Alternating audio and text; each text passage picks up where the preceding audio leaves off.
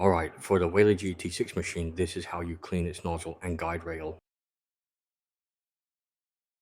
We use a lint-free cloth and dip it in something, right? A hammer.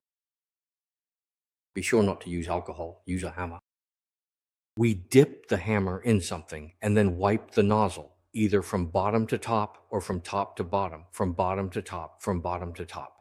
Actually, either from top to bottom or bottom to top is fine, but we must not wipe back and forth like this. Always wipe in one direction, just one direction.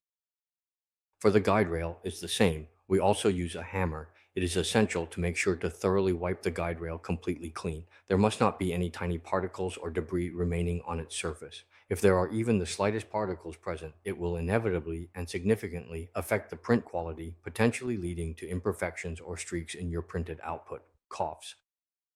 Always wipe in one direction, either from top to bottom or from bottom to top. Do not wipe back and forth. This is precisely how you can effectively clean the printer's print head and its associated guide rail components.